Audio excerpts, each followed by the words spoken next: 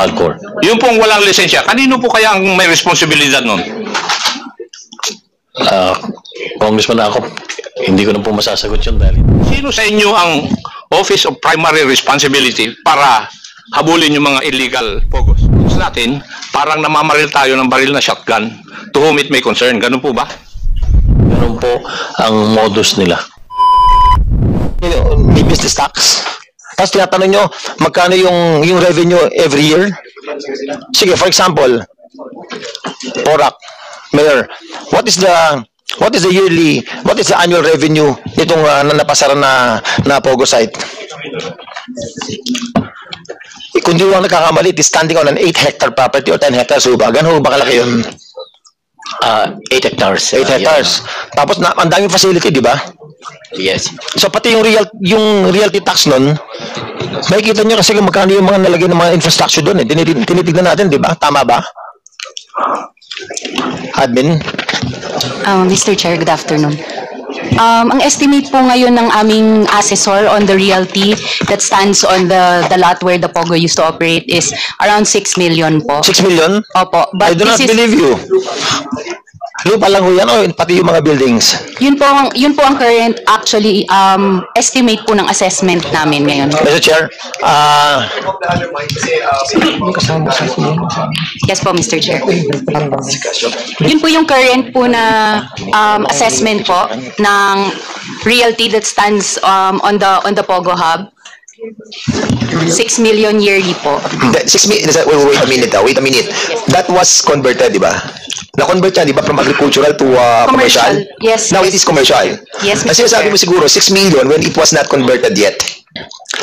Siyempre, 10 hectares yan. 8 hectares ba, 10 hectares? Mr. Chair? 8.2 hectares po. Ilan? 8.2 hectares po. Mr. Chair, about that, to give you a better understanding, pati yung mga nanonood, yung sinasabi po ni Municipal Administrator na yung business tax, magkano yun? Ang assessment nyo dito is only 6 million pesos? Realty, real property taxation po. So yung mga, so ano yung cost ng mga infrastructure na nakatayo doon? This is the information, Mr. No, Chair. you should know the information kasi ikaw administrator. Yes po. So alam mo dapat kung magkano eksakto yung mga pinatayo dyan. Opo, actually po, Mr. Chair, we are undergoing an ongoing tax mapping project. So this is... Congressman, iklaro natin, no? We are talking about the real property tax. Ang sinasabi mo, 6 million ang binabayad sa inyo sa assessed value ng property. Yun po ang current assessment po ng aming assessor. Ng property, 6 million lang? On RPT po. RPT po. According po, actually Ano the classification niya? commercial po. Commercial na siya. Mr. 8 Chair. hectares, 6 million lang? 6 million po yung Mura pala ng lupa sa inyo. RPT lang. Kasama yung improvements. RPT. Kasama improvements. Opo, yun po yung current po na assessment namin. We can give more information po from our municipal assessor. And maybe... Okay, sandali. Magugulan tayo. Ikaklaro natin, yung real property tax niya, binabayad niya, 6 million. Hindi yun yung presyo ng lupa. Hindi po. Ayan. Hindi po. Magkano ang presyo ng lupa? Yung na-convert from agricultural to commercial, 8 hectares. Magkano ngayon ang bayad? Chair, right now I don't have that information. Assessor ka ba? Pasensya na po, hindi po. Municipal Administrator ka. Administrator ka. Yes po. Pumunta kayo dito ang issue na pag-uusapan tungkol dyan, ha? Yes Ba't po. hindi mo alam ang presyo ng lupa niyan? Mr. Chair, I don't have the Tawagan mo ang assessor mo ngayon. Yes, Mr. Tapos, Chair. you report to us how much is the price of the property right now from agricultural. Now na-convert na siya sa commercial. How much? Mr. Chair, we will call right now and give Okay, you Congressman Gomez. Get the exact title number. And tandaan nyo, this year, nagtaas ng value ang BIR. Yes, Mr. Chair, we will Imposible. do so right now. I don't understand. Makita ng administrator, hindi niya alam kung magkano yung property dun sa lugar nila. We will report right Sila, now, Mr. Chair. binabayad. Administrator. Kayo bang po pumirma ng business permit o si Mayor po? Si Mayor po. Oh, kasi pwede rin pumirma ang administrator ng business permit eh. Right. Pero yung pagsigil po ng business tax, alam niyo ho yan. Opo. Actually, So itong facility na to, magkano business tax na binayad niya? Mr. For the Chair, past several years. Mr. Chair, ang Lucky South 99 po, ang declaration po nila, no operation po sila. So wala po silang revenue na nire-report. Ano sila, walang ano? Meron po silang certification of no revenue, no operation po. Naniniwala tayo sa kalokohan na yan? This is, sir, actually po, nagbigay po sila ng BIR returns po nila. We were not born yesterday. We will remind you. We will remind you to tell the truth. The members of the Committee on Public Order are still here. Yes, Mr. Chair. They might They might cite you in contempt. Mr. Chair, I am speaking based on records po. Mr. Chair. Wala ka nga record na pinapakita, hinihingi namin, sabi mo, wala, hindi mo alam eh. Mr. Chair. Asan ang record nung non-payment, non-revenue? Mr. Chair, right now po, wala po akong copy ng BIR records nila. But according to our BPLO records, wala po silang dinideclare na revenue. Grabe, laki-laki na establishment And doon. then, Mr. Chair, regarding din po dun sa collection po ng local taxes based po sa RA 11590, ang binabayaran po nila is a 5% gross on the gross in lieu of all local taxes. So, ang bayad po ng mga POGO natin ay sa national government po. So, this is one of the reasons po, if we may, that actually po, in the beginning, the reason why the LGU issued the letter of no objection, Mr. Chair, was for economic admin. benefit. Okay, Opo. I understand that the licenses are being paid by the POGO owners sa PAGCOR. Kayo, ang binabayaran sa inyo is yung business permit, construction permit, and any other permits that was being issued by the LGU. Doon sa lahat ng mga establishment that were constructed and given permits, how much were collected by the LGU? From a recollection po is around 8 million po, including po yung real property tax. Actually, Mr. Chair, just to clarify, kasi nabanggit po kanina yung pangalan ng Whirlwind Corporation, nung pong discussion po kanina with PAGCOR. Whirlwind Corporation po is a realty corporation that is registered in the municipality of Porac. So, hindi po siya, it is not a license, it is not a POGO license. Okay, before you proceed, Yes. Congressman Gomez, the chair would like to... By all means, Mr. Chair. Thank you, Your Honor. Mayor, I think when you were in the Senate, tinanong ka rin itong tanong na ito kung magkano yung binabayad. Di po ba? Yes, Your Honor. Ang sagot mo doon sa Senate is 6.5 million over the years. Tama rin po ba? It's on record. Gusto mo ipaso mo Yes. po yung records ng Senate? Yes, Your Honor. Totoo. Now, yung 6.5, how many years yun? Over the years. Sagot po ninyo Over the years po. Yes. Ilang taon yun, yung 6.5 million? Para ma-compute namin kung ilan, magkano sa isang taon. Kasi ang sagot po ninyo, over the years From the time they started the And when was that? operation, 2019, Your Honor. So, 2019, hanggang tumigil siya dahil hindi nyo binigyan ng license, hindi nabigyan ng license ng 2024, supposed to be up to 2023. Yes, Your Honor. Yung 6.5 million na yun, ano pong coverage nun? The Real property tax? some are real property tax, some are building permit, occupancy permit, Your Honor. Kasi you have to pay tax on the buildings constructed, di po ba? Yes, Your Honor. Yes. So, ang total nun is 6.5 million. Opo, Your Honor. Oh, sinabi po nga nyo sa hearing na yon that the amount is minimal and did not contribute strategically or maximally doon sa sinasabi po ninyo na pag-asenso ng inyong lugar na Porac. Di po ba? Yun po ang sagot nyo sa Senate if I remember it right. Opo, Your Honor. No.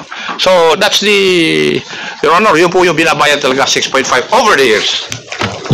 Okay, medyo naklaro na natin yan, no? I understand that the PAGCOR received the big amount on the, what do you call that? The registration, the $100,000, and then the performance bond of $300,000, di ba? And these are being received by the PAGCOR, no? But there's no denying still that yung committed na, but going back to what we're talking about, yung committed illegal activities, no, pertaining to the much more revenue coming from the different scams that were committed inside the hub. Yun po yung ating babalikan. Anyway, Congressman Gomez, you still have the floor, and reminding you that you still have like 1 minute and 17 seconds. Thank you, Mr. Chair. Ginamit niyo yung oras ko eh. Hindi counted yun, brother. Hindi counted yun. Tanongin ko lang sa yung mga local officials natin, both Porac and Bamban. Ang daming ang daming pananakit na nangyari, ang daming tortures na nangyari. Alam niyo ba kung ilan yung namatay sa inyo?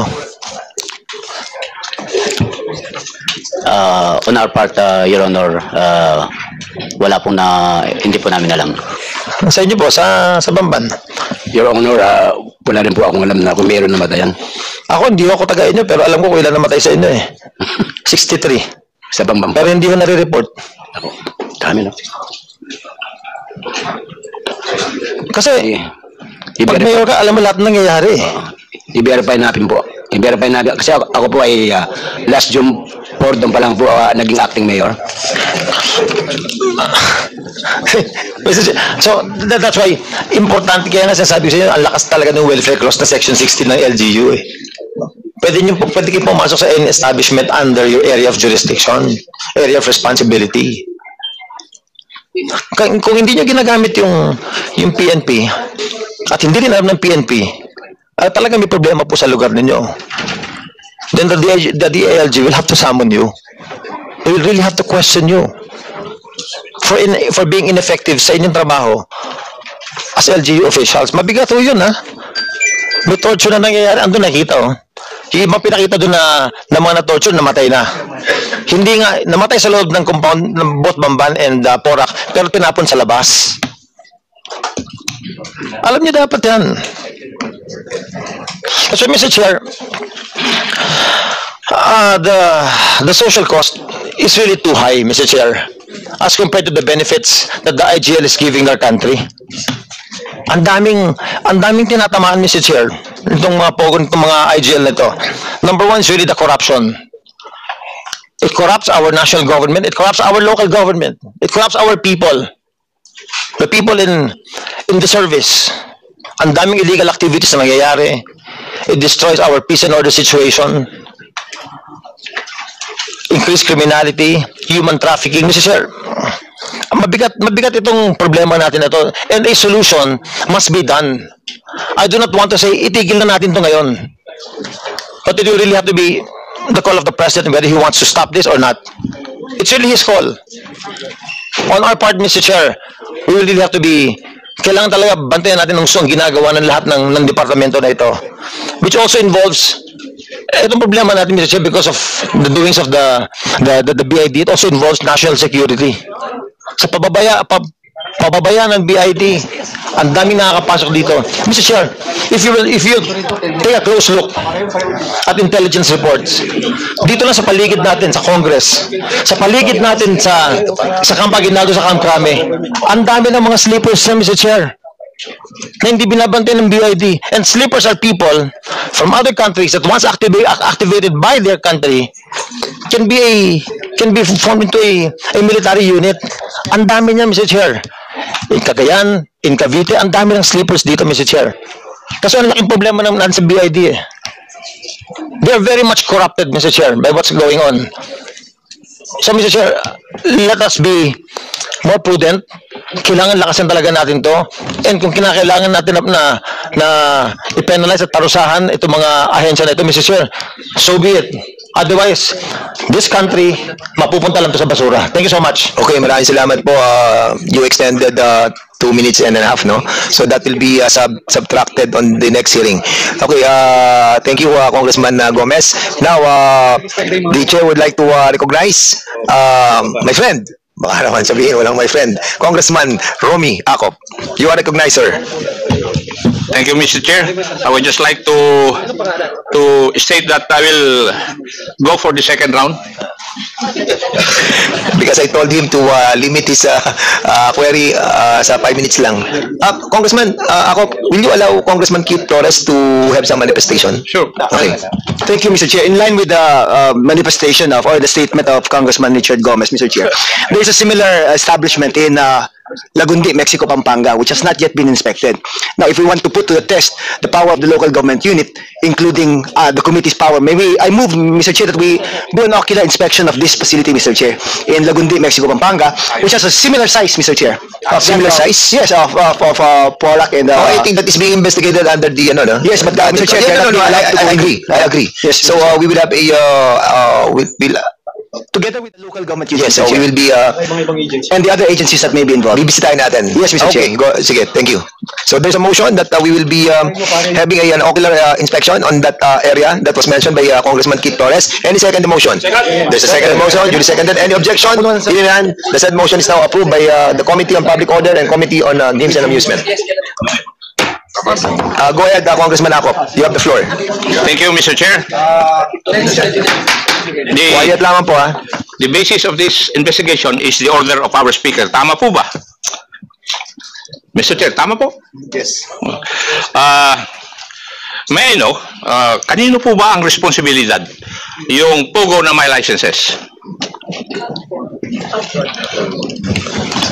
Chairman, you can, Chairman Pagcor. Yes, sa amin pong responsibilidad yung meron pong lisensya na i-issue po ng PAGCOR. Yung pong walang lisensya, kanino po kaya ang may responsibilidad nun?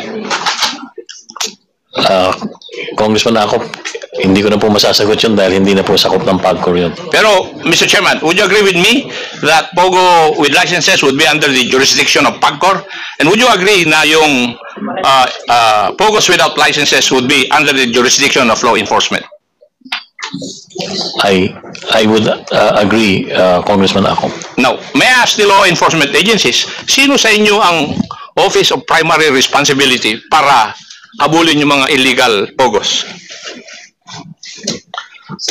Insofar as your jurisdictions are concerned. PNP. Anybody from PNP can reply with a definite answer. For Pogo operations, actually sir, whether it is illegal or legal, kaya lang may ginagawang mga illegal, we have an inter-PNP operations being conducted. Presently, it is the CIDG leading the operations, and we also have personnel from the anti-cybercrime group supporting in terms of technical support po, sir. That is only one aspect of law enforcement. Di po ba?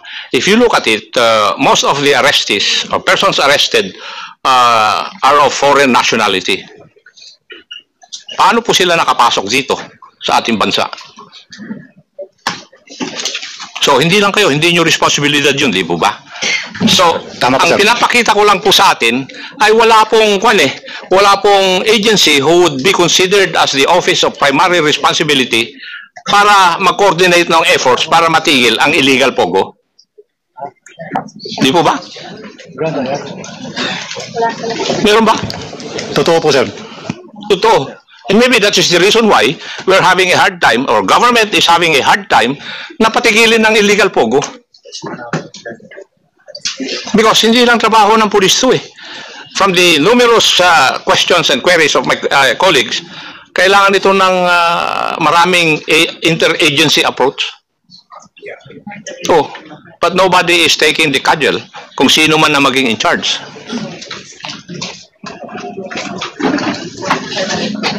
So, ang approach natin, parang namamaril tayo ng baril na shotgun to whom it may concern. Ganun po ba? Samantala, ang kalaban natin dito ay illegal Pogos.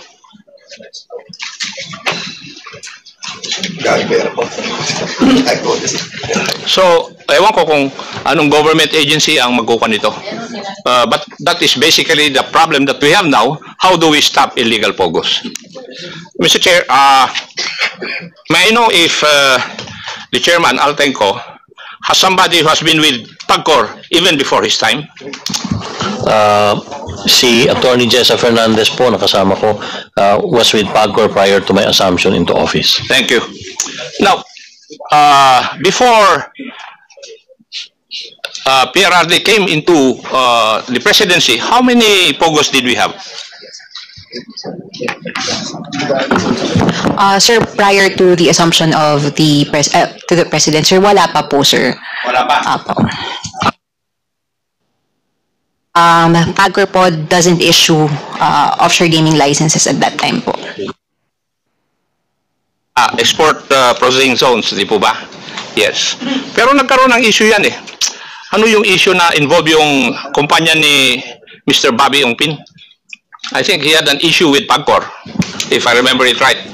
Congressman Akop, yung pong kumpanya ni Roberto Ongpin ay hindi po Pogo kung hindi po isang online gaming operator. Ang pangalan po nun ay PhilWeb. Yes, PhilWeb. Opo. Okay. So, there were no Pogos. Para lang maliwanag Opo. yung kuha natin. Opo. There were no Pogos before PRRD. Yes, sir. Now, during the time of PRRD, how many Pogos existed? During the time of then PRRD, nakapag-issue po ang then PAGCOR board ng 298 licenses. At its peak, 298 po. Inabot. 298. Opo. And out of this 298, nung nawala po natapos yung termino ni PRRD, kayo na po ang pumasok. Opo, nag-assume po ako ng pagiging chairman August 2022 po. Now, PBBM's time, how many legal Pogos have you are existing? Doon po sa 298, nag-purge po kami, natitira po ngayon ay 45.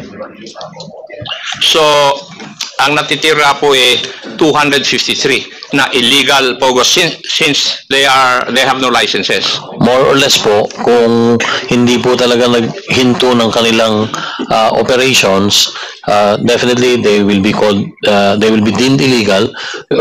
Tama po kayo, 253 po yung na-purge namin. Kaya yun po ang, kung nag-operate po lahat yun po ang illegal na numero ngayon ng mga Pogo. And they have documents in the office of PAGCOR since they applied during the time of PRRD. Meron po. So, we know where they are located. Yes, sir. Why are we having a hard time running after them if we know where they are? Doon po sa pag nagsara po ang mga nasabing Pogo, especially hindi po yung tinatawag na hub. Pag binabalikan din po, maski sarado na, para ma-check kung talagang hindi sila nag-operate, nakalipat na po sila ng tanggapan. Wala na po sila doon sa original na office na kanilang inuupahan nung mga panahong meron po silang lisensya. Ganun po ang modus nila. Thank you, Chairman. May I ask the law enforcement agencies, can a Pogo exist in a municipality or province without the knowledge of LGU officials? Your Honor, if you are going to see for example, itong Porac incident as an Hindi po ako example. humihingi ng example. Ang sagot ko lang doon is yes or no. What is your belief? Can Pag mga Pogo exist in a municipality or in an area without the knowledge of LGU officials? no sir. It cannot. Yes, sir, it cannot. Next question. Can a Pogo exist within a municipality without the knowledge of the law enforcement agencies?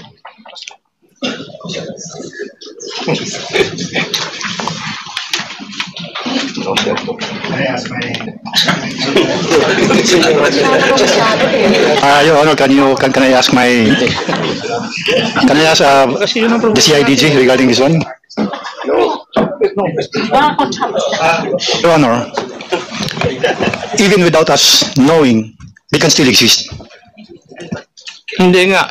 Hindi mo sinasagot yung tanong ko, Iho, eh. Can a Pogo in a certain municipality exist without the knowledge of law enforcement agencies? Yes po, sir. It can exist without Yes the po, sir. knowledge. May know the reason why? Kasi sir, kami kasi sir, on our part, we can only identify whether a particular Pogo is doing some illegal activities when there is actually a complaint coming from those inside of that establishment.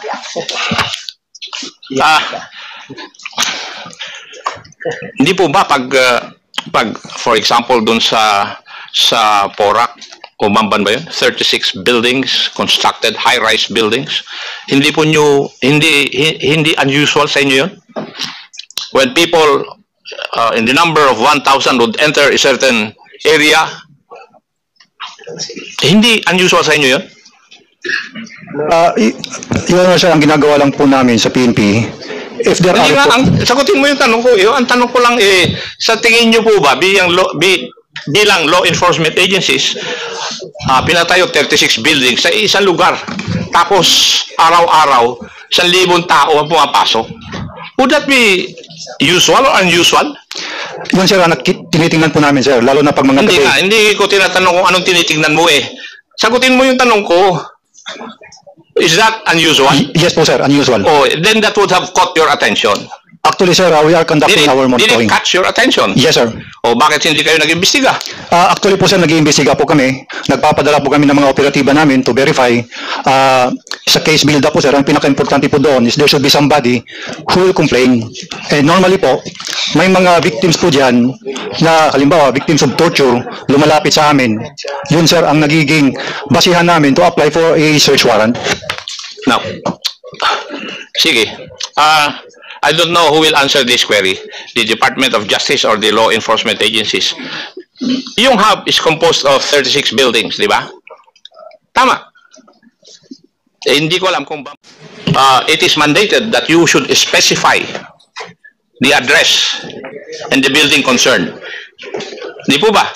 Hindi pwedeng ay ilagay mo ron is yung location o address ng hub, pero lahat ng building isa-search mo. How would you solve that dilemma of the law enforcement agents when they apply for a search warrant? Your Honor, that was one of our dilemmas and challenges when we began our aggressive operations against these illegal BOGOs. Hindi, ang tanong ko po is, how do you solve that dilemma? We be aggressive. We apply as much as possible. When you say aggressive, what does it mean? Okay, may I explain, Your Honor? Yes. Before, the search warrants we would secure were only for specific parts of buildings. But when we enter the premises and we see that the operation is a single operation, lalo na kung whenever the people we find there, they run to different floors that are not part of the search warrant, we treat it as a single operation and we search the whole building. We justify that on the basis of personal knowledge when we arrive at the site. That's why from that experience, Your Honor, our approach has been to apply for the entire building or the entire compound, which has been successful for both Banban and Porac, where the search warrants that were secured by law enforcement covered the entire compound. And for us, Your Honor, this is something that we will justify, we will fight for. We are aware of the limitation on general warrants, but our position is that that limitation should not apply to these types of enterprises. Thank you. Yusek Cruz, have there been instances where your application of search warrants or your applications have been denied by the court? Yes, sir. Yes. May I know the reason why your application for search warrants applications have been denied? Initially, sir, the search warrant was approved. I'm speaking of the Porac Pogo Hub experience. The search warrant was initially approved. And then, nung papunta na kami dun sa area, sir, we were parang pinabalik, sir, yung tropa na there's something wrong with the search warrant that was issued. And that our personnel, specifically the CIDG team, has to again pass this cross-examination to be conducted by the judge. And then it was, the next day it was denied. The same judge who issued the search warrant, sir. Yeah.